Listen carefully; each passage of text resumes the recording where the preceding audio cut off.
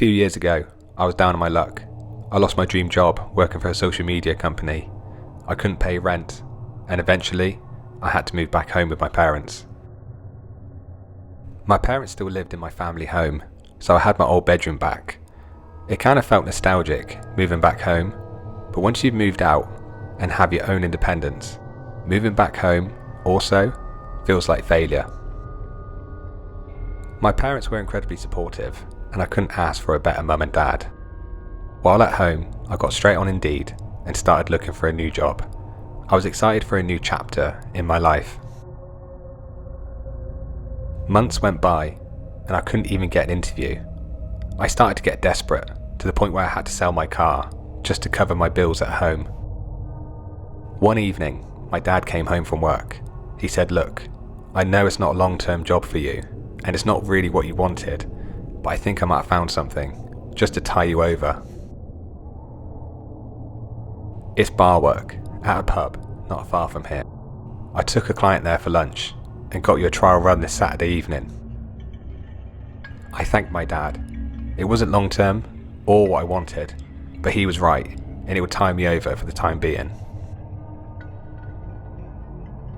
My parents were away for the weekend, so I had to get the bus. My mum warned me that there will be no buses on the way home, so see if you can get a lift from one of your friends. Looking back, after all these years, I only wish I did get a lift arranged. I got the bus to the pub and met the landlord. He was a really nice guy and was incredibly welcoming. He asked if I've done any bar work before, and I said a little, but it was when I was younger, years ago. He taught me how to pour a beer and make some cocktails. Being a Saturday night, it was fairly busy, and the time flew by. It got to midnight, and the landlord said, "I'm so sorry, but I have to leave. My mum, she isn't too well at the moment, and I need to go see her. Ruby, she'll close up with you. And by the way, you were great this evening. The job is yours." The landlord left before I could nervously ask him for a lift home. I'm quite a shy person, and I get nervous asking for favours. But nevertheless, I had no way of getting home, so I asked Ruby, would it be okay to get a lift home tonight? "Oh, I'm sorry," she said. "I don't drive, and I actually live here." "It's cool," I said. "Don't worry, I'll call a friend." I started to panic. How am I going to get home tonight? It's midnight, all of my friends are out. I remember thinking to myself, I wish I called somebody. I finished my shift. I went outside and checked Google Maps. 2 hours and 43-minute walk home. I made some phone calls, which all went to voicemail. All of my friends were out enjoying themselves, or they were sleeping. So, I started walking the windy roads home. It was dark, so I grabbed my iPhone and turned the torch on so cars could see me. A few cars drove by me. I was 20 minutes or so into my walk. A blue Ford drove past me and it stopped. It then reversed towards me. The driver pulled down her window. The driver was an old lady. She said in a warm, welcoming voice, "Can I give you a lift home? This road is dreadful. You will get hit by a car." I didn't think twice. Looking back, I wish I did.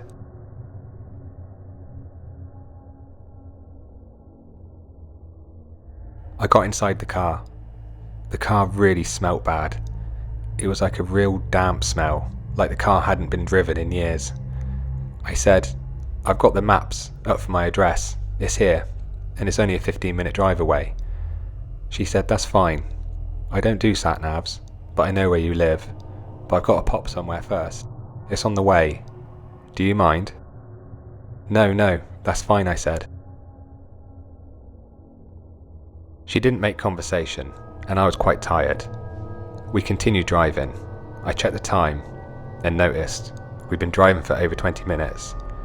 I said, "I think you've gone past my house. We've been driving for over 20 minutes. "Oh, don't worry, dear. I will get you home." She locked the door and breathed heavily.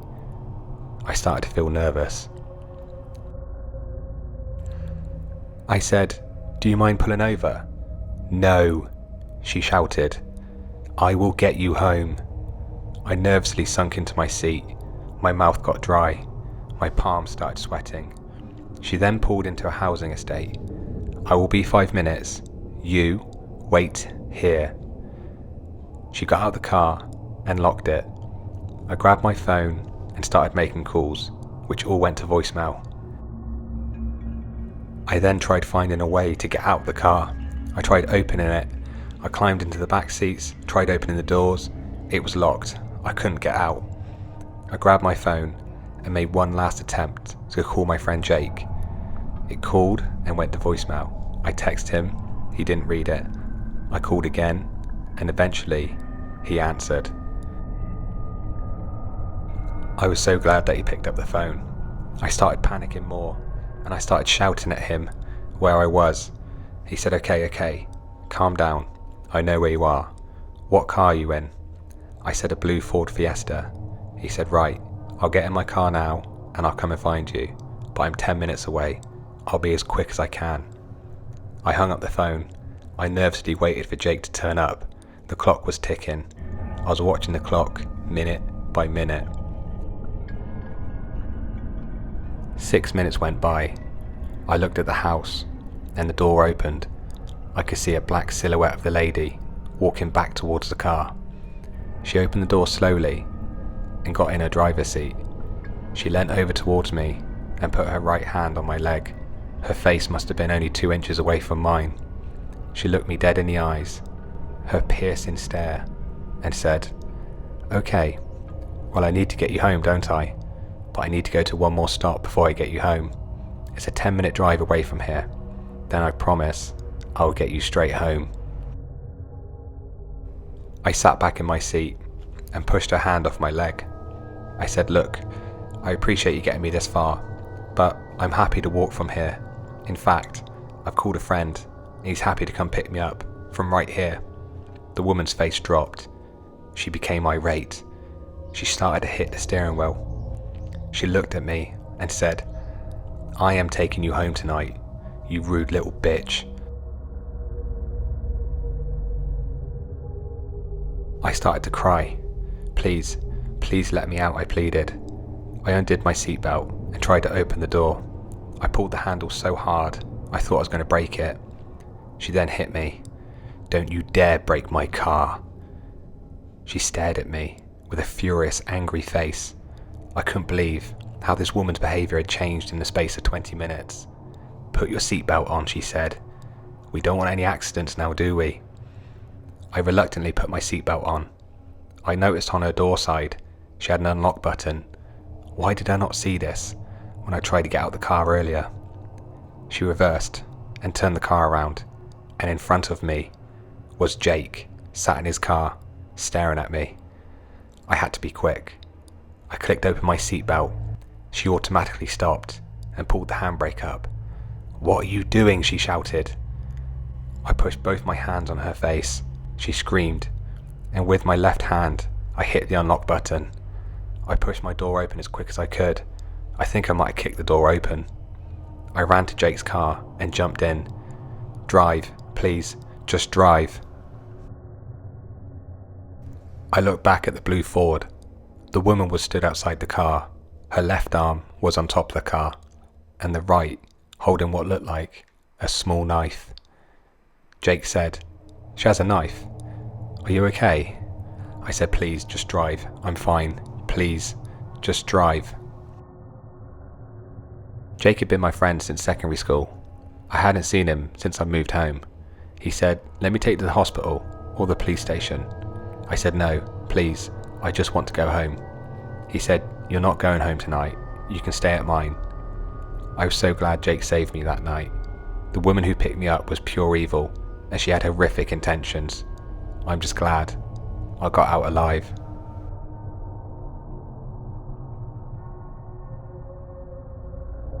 I hope you've enjoyed today's video of the creepy Hitchhikers horror story, and if you're new to Mr. Fear and you want to hear more horror stories, please click on the next video.